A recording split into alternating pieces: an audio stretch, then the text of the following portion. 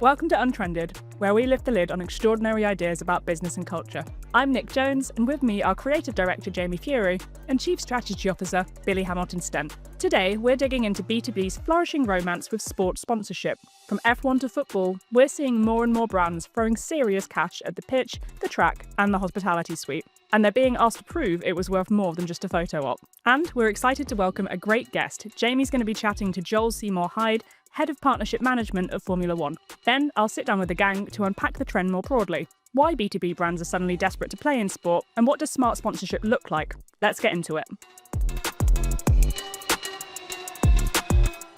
Thanks very much.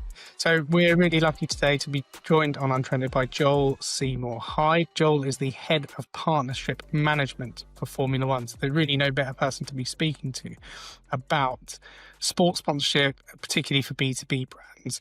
So Joel, it'd be great if you could just give us a bit of an overview of your role, how you've got to where you are, what your kind of day-to-day looks like working for F1. Yeah, sure. And great to see you. Thanks, Jamie. So, Head of Partnership Management at Formula One. So effectively, that means that I'm responsible for looking after our portfolio of partners globally. So we have a large portfolio of brands who are now partners of Formula One as a sport. And the job is effectively to make sure we are delivering all the rights that we have as part of our contracts with those partners, but also, pushing to make sure we do as much ambitious and creative work as possible to really, move the needle for our partners and also help take the F1 brand out into the world via our partners. So, that's the job in a nutshell. Great. And so I'm a big F1 fan. I remember I started going to the races in the early 90s when it was all kind of cigarette sponsorship and the brand felt very different. And F1 as a brand has gone on a big kind of modernization journey over the past couple of years, would you say? Have you been around for that and seen how it's transformed from what I remember? Maybe it was almost like Stuffy in the old days or something like that. And now it feels it's a really modern, youthful, vibrant brand. Have you been part of that? Yeah, I mean, again, I wouldn't try and take too much credit. I'm about 18 months in, so okay. Even within those 18 months, we've seen a lot of evolution, and we continue to sort of push the bar in terms of where we're trying to go in terms of audiences and growth, and reaching new audiences in new ways, and activating in many new ways, and bringing new sort of ancillary events onto the calendar and different types of partnerships. So we're certainly the mindset here is to never stop and always keep pushing on and continuing that growth and really, really positive story. And I've worked in sports for 20 years, so I've been involved, in one way or another with F1 to some degree over the entirety of that period. So, like you have certainly seen that growth. And when I came on board, was incredibly excited and very aware I was joining at a time where there had already been huge development of F1 as a sport, and that's only really continued in the last 18 months, and plenty more to come too. I mean, we're B2B marketers. That's what the podcast's all about. We see F1 at the moment as a real kind of go-to for B2B brands. A lot of our clients have gone there. A lot of pitches we've done have involved an element of Formula One as a great way to activate sponsorship. Personally, I think for tech brands, it's a great way to signal that you kind of stand for innovation, because that's what the sport's all about. For you, as someone on the inside, what's the value of sports sponsorship in general as a brand investment versus something like out of home or TV campaign? What are brands looking for, particularly B2B brands? On a broadest level, in terms of thinking about why sponsorship and then particularly F1. I think ultimately with sponsorship, what you're buying is a number of massive key benefits. In particular, this ability to have an asset that performs across multi-channels. So if you think about any traditional media, which obviously, of course, has a role, you're buying against a particular media channel to reach a particular audience, which obviously suits what you're trying to achieve from a marketing point of view. A sponsorship, and particularly with a platform like Formula One, is a holistic investment across all channels, all touch points, all consumer audiences that are important for your business, and also, can deliver against multiple business verticals for you to help move the needle. So we would really see it as I think this applies to sponsorship in general. It's a platform for multiple activations and content and delivery across all channels. And that's really the power of it. on a broadest level. On top of that, clearly you have the benefit of brand association and shared IP and the stories you can tell that connects your brand with the sponsorship brand in terms of what it stands for and how those two connect together. And clearly massive advantages in terms of content, brand exposure, experiences that the sponsorship can also provide.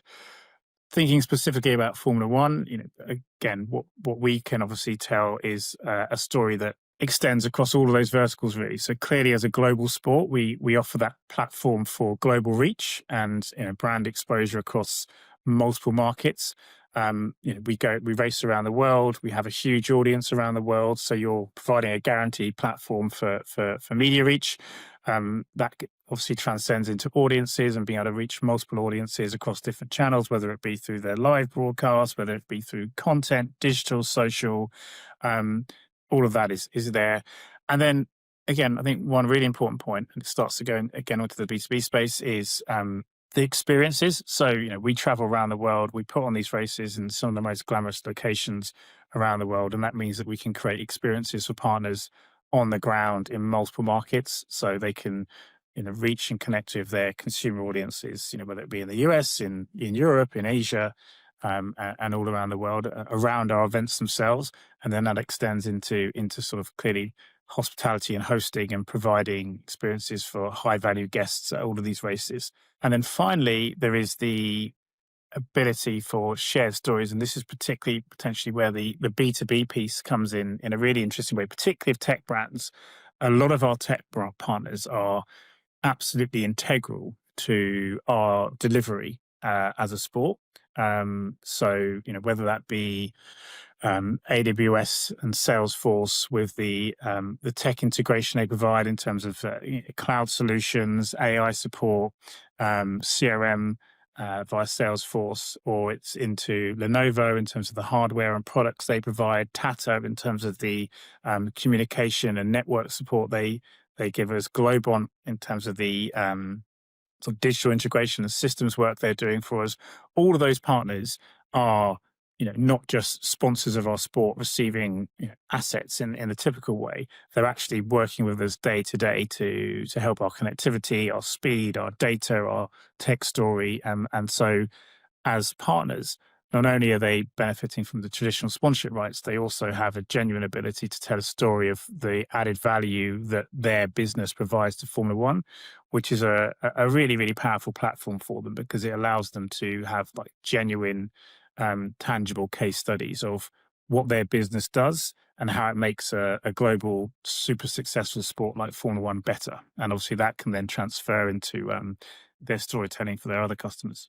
I think for me, that's where we've seen a lot of the success of B2B going into Formula One, because as you say, it gives them the ability to tell a genuine story about something they actively do. Like just on brands we've worked with, DP World have done some of McLaren's logistics, and Arctic Wolf have done some of Red Bull's cybersecurity. And that obviously happens at the kind of sport level, not just at the team level, the sport level as well. So you have these brands playing an active role. And that sounds like something B2B brands should really look for in this, because they can then tell a really meaningful story about what they're doing. And for you, is that the kind of hallmark of a successful partnership? You've got this kind of combination of brand exposure through connection with the sport, you've got on the ground events, you've got this kind of true storytelling around it. Is that kind of what good looks like? Yeah, absolutely. I think that is the key point, is that I guess I said at the beginning, sponsorship is obviously more than one channel or one vertical. The whole point of doing it well is to see the whole picture of all the different aspects of your business that it can impact. So there's clearly a marketing impact, there's an audience impact, there's a customer engagement impact, and then there's this, whether it be a tech integration or, from our point of view, DHL or our logistics partner, and they have an incredible role they'll play with us in terms of the actual logistics of taking 24 races around the world in a sustainable way. And that's a really good example of them having all those other benefits around brand and consumer audiences and content, but they can also tell a genuine story about being the partner that takes Formula One around the world via their logistics systems in the most sustainable way possible, which obviously for that category is a really, really important message as well. So yeah, I think it is trying to have that holistic picture of what you want to achieve, and then make sure you're genuinely doing that across all these different channels and the types of activations that you do. Okay, and so your experience in kind of sport across the years, actually, it's not just F1 specific. A lot of our listeners will be working for brands. They won't necessarily be working agency side or within sport. And they may be considering this in terms of their marketing investment.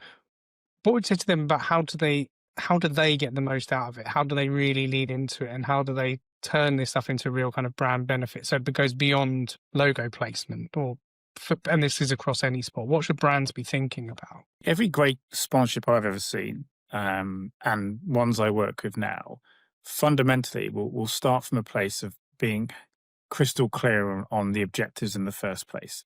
So they're coming into a sponsorship investment because they have a really clear sense of the objectives behind why they want to do that.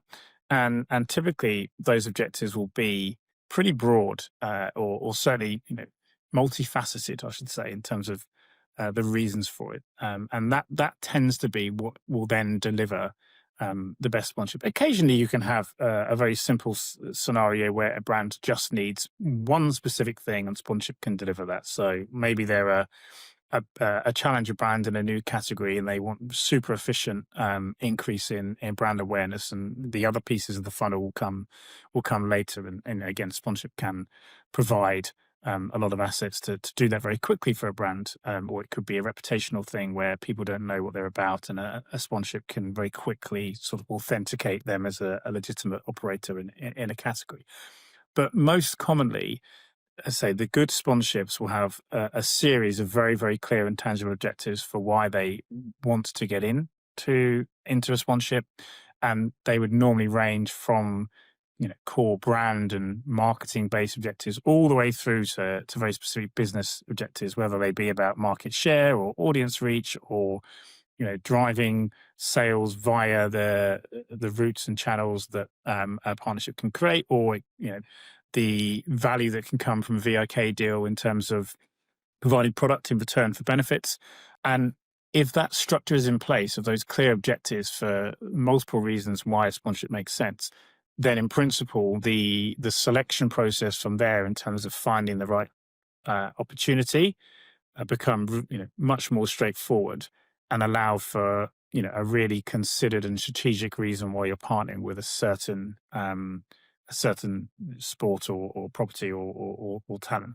And if you've matched those up, then you'll get to the right place, because clearly, obviously, the whole point should be that not every sponsorship opportunity is right for every brand. It should be really, really specific in terms of why it's right for that brand at that moment in time.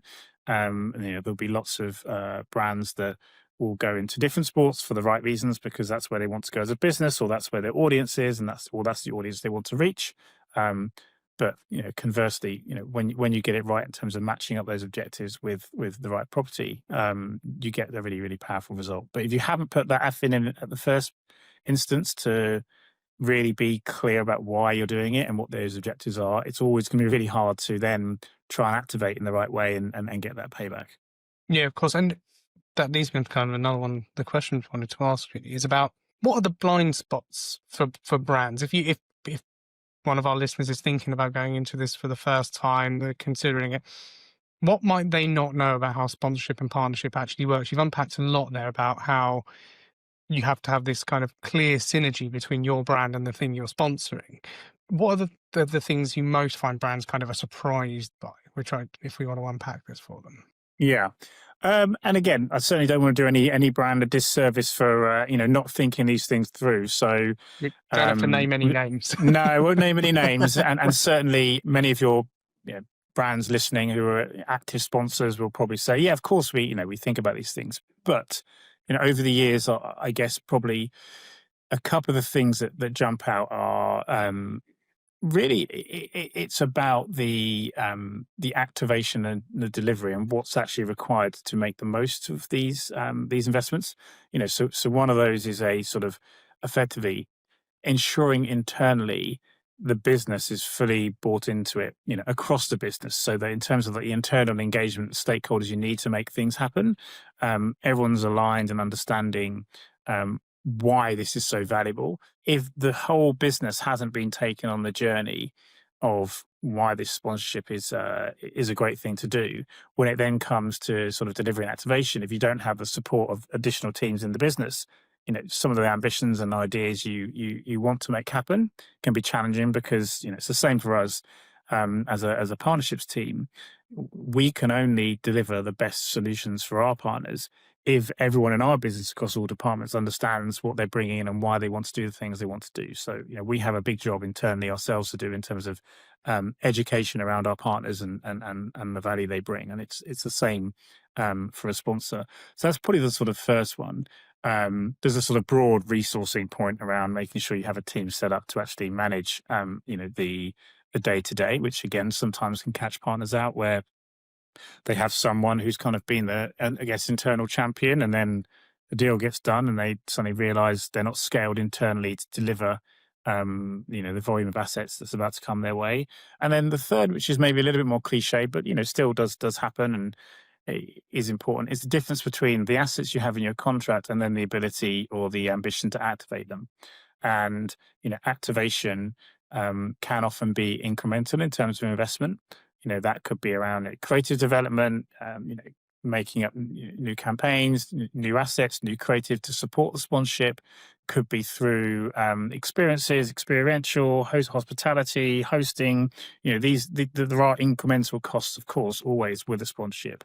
Not, on top of that, potentially, obviously additional media spend to support content you create. So I think if you haven't fully considered that a sponsorship only is the start, but then you need to think through how you're going to activate and how you can have the budget to activate effectively to do what you want to do, then again that can catch people out. Not so often, I would say. I think the market's pretty sophisticated now, and most brands are incredibly knowledgeable about how to leverage sponsorships in the right way. And equally, I think most rights holders, and certainly ourselves included, are very aware that if large investments have been made in sponsorship, we need to work hard to be as efficient as possible in terms of how those can be activated, without always the need for incremental investments. But it's inevitable that that's going to be needed to some degree to maximize it. And if that hasn't been sort of planned as part of the sort of internal process, that can be a challenge.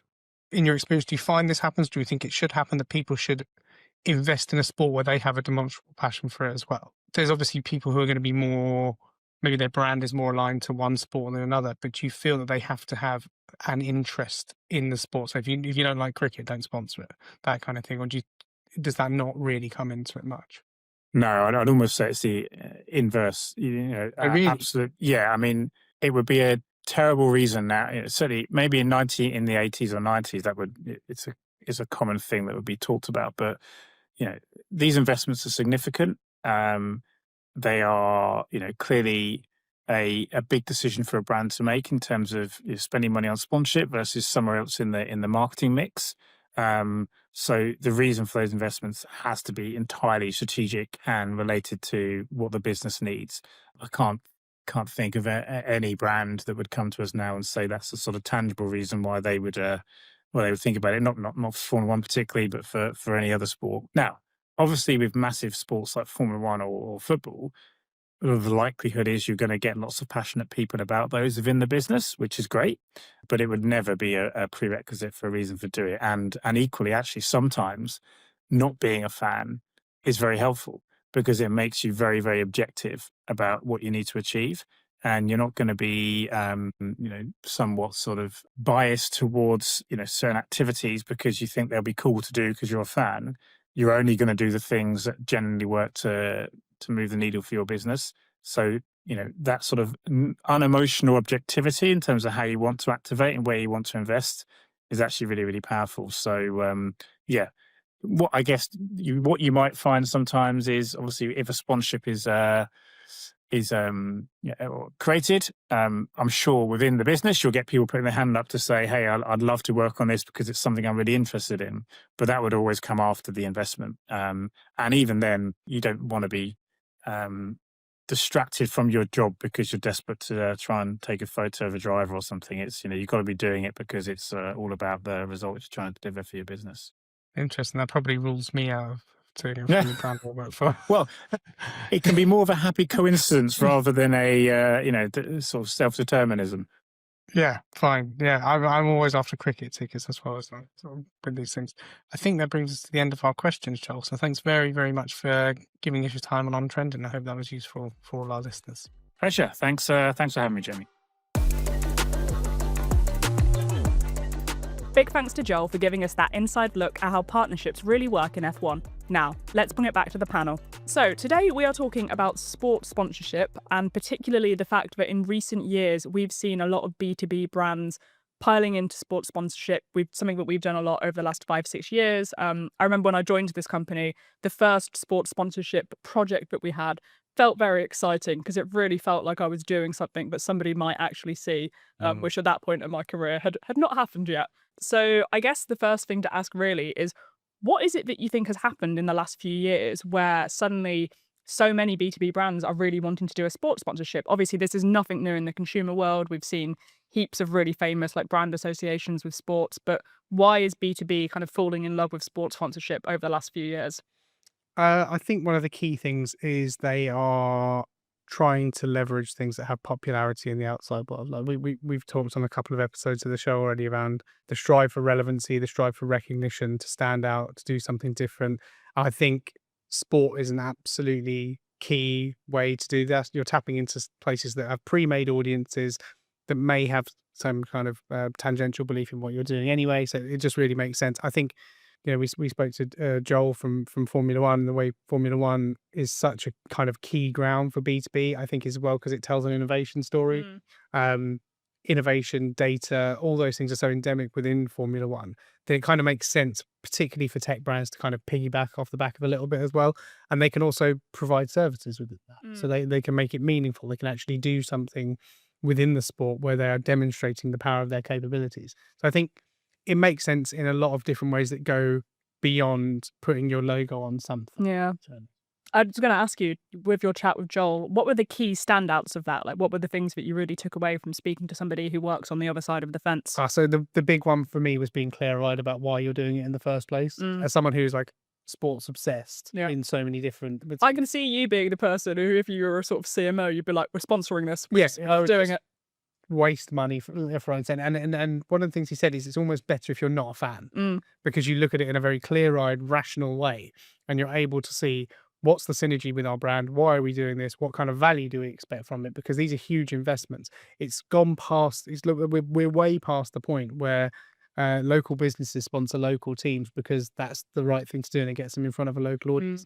These are major strategic investments they're making. Sometimes there are whole teams that coalesce around partnerships, and sport is the kind of most expensive one they could possibly do. So when he was talking about the fact that some of the better ones or the more valuable ones come from people who are not specifically fans and are not doing it so they can get some free tickets as well, that was interesting to me, because I'd gone at it the other way. Yeah. That brands are doing this because they have a deep love of the sport as well, but often that's just not the case. I always remember, I think you were maybe on paternity leave or your sabbatical for a month when we got this big F1 briefing. I remember. And I was holding the baby, and I honestly barely know what F1 is. I know that it involves cars going very fast, and that's kind of the extent of it. I mean, that's what it is. Yeah. That's what you know it as. Yeah. Things go fast and businesses should go fast, and therefore there is synergy here. I mean, that could be a tagline. Yeah. Businesses go fast with F1. Yeah. Nice. We can, You heard it here first, folks. Yeah, put that one in your pocket for later. So yeah, Billy, what's your experience has been of working with sports sponsorships from the agency perspective? Because I know personally it's not always the easiest thing, not often because you don't know what you're even allowed to do. What rights do you have? Yeah, I think there are 2 or 3 flavors of sports sponsorship that do the rounds. Maybe the first thing I think is what's happening now, and to your point about why the increased interest, I think the data story around the audience that you get to with sports sponsorship is much clearer. So, you know that certain sports have certain cohorts of people that have a really good overlay with the people you're trying to get to. And so the business case is more robust. Obviously, sports, you mentioned F1, right? So that's growing. It's growing like stink in the US. So that's another reason why kind of brands are piling in. But if you think about the coalface of sports sponsorship and how it arrives on our doorstep, I think there are the fans. So there's a wonderful story we've got about a fan of Liverpool Football Club who, as a CEO, came into an awful lot of money because of their company being brilliant and them raising oodles of cash in the private equity world. And lo and behold, we found ourselves at Liverpool's training ground, on the brink of a big kind of signing. So that's like the fanboy thing, and I'm sure that's cool in a way. Fair enough, But then I think there's the distressed purchase. Yep. So the contracts coming close to being signed. Someone needs a shirt, someone needs a billboard, and the discount rate comes along, and people end up with some sponsorship. That's probably a bit more old school. Yep. And then I think there's the genuinely now strategic view of what's on offer and the upside of what sports sponsorship can bring you, which is manifold, right? But simple things are, I think businesses work best when they galvanize around singular things. And what sponsorship does is it puts a big investment in the middle of, your strategy. And what the sponsorship organizations, the agencies in our network, Publicis, sports and entertainment, they've worked really well with the teams in question to provide these kind of multi-channel, complex but ostensibly straightforward ways of getting to a whole bunch of people really quickly. That's more than just advertising. So the dream of what sports sponsorship can be, I think, is just now much more mature. And then you get companies who get to the apex of this. I was looking at Sage the other day, and they're into EFL, they're into cricket, they're into women's golf, they're into baseball in the US. So they've got a whole strategy around this, which is a long way from the distressed purchase of someone needs a championship team needs a shirt sponsor because it's just fallen through. So that whole thing's matured, and I think it makes it like super cool as a thing that we get involved in now. It's a great thing to work on and be briefed on, isn't it? Oh yeah. You've got these kind of automatic set of parameters for what levers can we pull, who can we use, can we get time with this footballer? No, probably not, but we can put it in the pitch deck, and that feels exciting. Yeah, I remember the to pick up on Billy's point about our all too brief dalliance with Liverpool Football Club. I remember looking at the sheet that you get. So for your money, this is what you get, and I think it was 10 minutes a year with Jurgen Klopp, 5 minutes of which will be made up of their clients meeting Jurgen Klopp, who probably presumably has to stand there. Takes an hour a year to meet a load of people he's got no interest in, and then say something to camera that's nice about a brand. I think that's really interesting around kind of value that you're getting from it. But they are super exciting briefs to work on because they unlock so many different possibilities. And I think another thing that Joel talks a lot about is there's so much innovation in the sector of sports sponsorship. They're always looking at different ways to activate these things. We're so far away now from the world of a logo on a car that they can genuinely be multi-channel engagements that include events, content, brand partnership. And then so the kind of advertising halo of sticking a logo on a car is just the tip of the iceberg. There's so many different things. For us as marketers, that's really exciting because you get to play with different possibilities, you get to do different things. I went on a McLaren factory tour at one point, which was just nothing to do with sports sponsorship. That's just your weekend On a Saturday, really enjoyed it. So and I remember, actually that thing there was all their clients there. They were really excited to go on it. So they become these multi-channel engagements. So for marketers, you can really use your imagination about how can we bring this to life. But I think the key thing about this is there has to be that synergy between brand and sport or team or whatever you're doing, because you need to tell a coherent story about why you're doing it. Otherwise, you do just end up back logo on a car, logo on a shirt. I guess that's the question. Like, what are the risks that you have to avoid, and how do you avoid them? I mean, I think the expectation setting, the worst brief you can get is a client going, "Oh, we've just done this F1 deal. It's going to be amazing." Yeah, and you realise that past the amazing is you're like 20th sponsor on the tail fin of the second car every other race or whatever, and then you're like, okay, this belies the reality of what you can market. So you'll be careful in that regard. And I think you also have to critically evaluate what you're doing it for. I still think fundamentally it's a brand exercise, right? It is, It's a brand-based exercise. B2B businesses struggle with brand because it's hard to get cut through and push through, so it enables you to do that.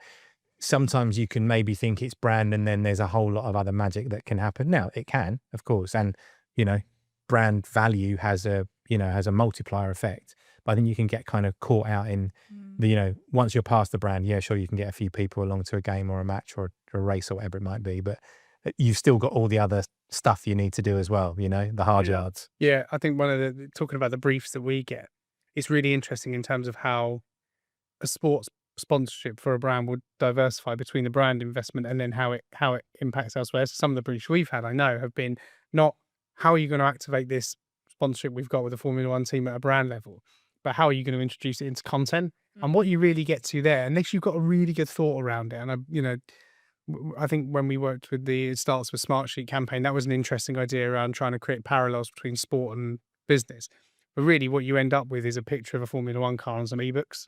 So I think that's where you get to at the content level. So they can be tricky briefs as well. Because it's like, again, it's that brand saying we've made a huge investment in this, therefore it has to be everywhere, whether it's right or not. We should have over-indexed. I think you have to be willing as a brand to go into some very people-driven stories. So one of the things that we did with our client Smartsheet for F1, this was when you were on maternity leave and I was driving the car, as it were, was we really focused on the people behind the actual team. So we did this whole thing around, obviously, you have if I'm interpreting the sport correctly, you have your person in the car driving, but there's a whole team of people behind them who are making it happen. They're called the driver as well, by the way. The driver. Yes. Very good. Okay, I'll bear that in mind for next time. But you have a whole team of people behind that, and we went and we interviewed those people. We filmed them, their setting at work, really getting into the kind of like how they were using Smartsheet to actually power their work. So there is a meaningful story about Smartsheet is able to enable this success, whereas I think sometimes with brand sponsorships you kind of think,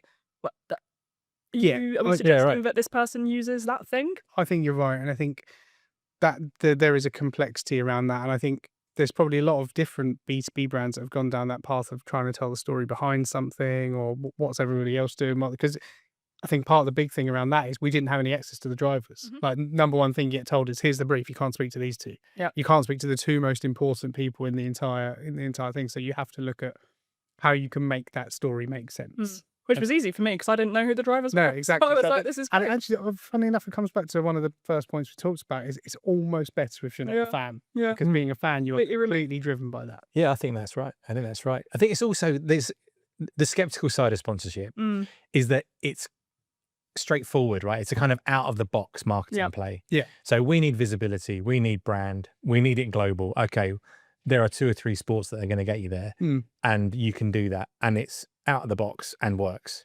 So it can disguise, things that might not be great about your marketing strategy overall. For example, I often see that in like, okay, this is like a really sexy, cool thing, sticking plaster. Isn't it? But actually what you've got in market's a bit iffy, or there's some probably things we need to fix here too. So it can be like, almost a distraction if the wrong kind of motivator. I actually spent some time looking at some of the weirder sports sponsorships that we've had throughout history.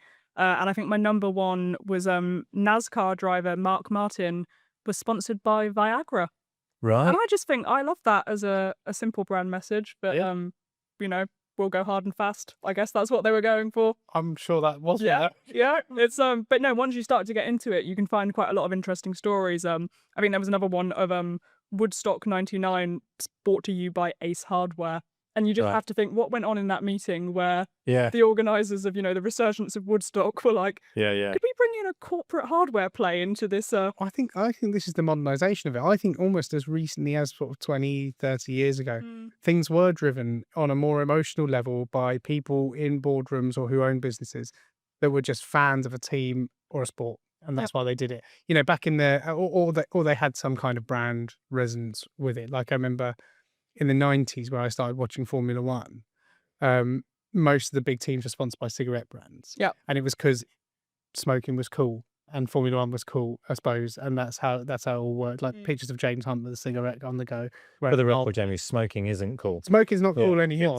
Just for all the kids that are listening. I challenge that. Smoking is cool. Vaping is desperately on cheap. That is absolutely. I will die on this hill. I recently went to see Oasis, and there were people vaping at Oasis, and I was like, guys, you're at Oasis, just have a cigarette. Yeah, you can't just have a cigarette. But where was it? Yeah, so in the modernization of sports sponsorship, it has become more rational, because I think 20, 30 years ago it was driven by someone at Ace Hardware was like, oh, well, let's do that. Because it was less scientific at that point. We've got so many metrics now. I just don't think as a major brand, if you're doing something big, you cannot get away with just frittering money away on something because you happen to like it or because you think a lot of people are going to see it. Yeah. It's mad as well. Sometimes, just remembering that our experience with Sharp. Yeah. So Sharp's a client of ours. We've been working with them for a few years now. And, they're a brand that's been around for decades. The amount of people that when you reference Sharp, they reference Man United. Yeah. Right. And I don't know if it's because there was the infamous Cantona moment, wasn't there? Which I think was in a Sharp shirt. Yeah. And maybe that is just part of kind of footballing folklore. But when you get it right, and I think it was a different world back then too. It was, yeah. I was at my mum's 70th birthday last weekend, and my uncle got out a picture of me as a 4-year-old wearing the Man United shirt with Sharp on the front of it. Not sure why I was wearing it, because I actually support Spurs and I grew up in Birmingham. There's a logical reason for me to have had the Man United Sharp shirt. That's what Man United players do, though. They try to It's a cute picture. I mean, if you were Truth with the top, you would have been drinking about the Holston pills, because that was the iconic. But I think you're right. There are, maybe it's just my age, or maybe this will be completely irrelevant in 10 years. For me, there are iconic sponsors that you can attribute to certain teams or people. So what are the really good ones? What are the ones that you think that's got real longevity, that's really memorable? That live through history. Yeah. Well, I think Sharp is a great one. I am just going to go through 90s football teams now. And okay, you can have 2. You're not having any more than 2. Okay, so I do think Marlboro and McLaren Formula One is an iconic one, because it wasn't just so McLaren's colours as a brand are orange. So Marlboro got them to essentially redo the branding of the car, probably back when people weren't thinking an awful lot about branding, so it looked like a Marlboro cigarette box. So that's quite that's cool. And I think that has created deep resonance. Also, I mean, at the time they had people like Prost and Senna, so you're still kind of driven by personality. This is the other thing about sport, is you are always kind of hostage to how well is that team performing. Are the key personalities in that likable to people? Are they going to do something quite dangerous for your brand? They're going to be all right. So I think Marlboro is a really key one, and it always sticks in the memory. And it's kind of, there's a constant resonance with McLaren Formula One, and smoking cigarette advertising in Formula One has been banned for years and years and years. So that for me is a big one that's been going on for a long time. Tell you one that I do really like, and again, I'm not much of a sports fan, but this is one that does appeal to me. I really like the IBM with tennis. I think IBM with Wimbledon, where again, it's going back to that thing I was talking about earlier with Smartsheet.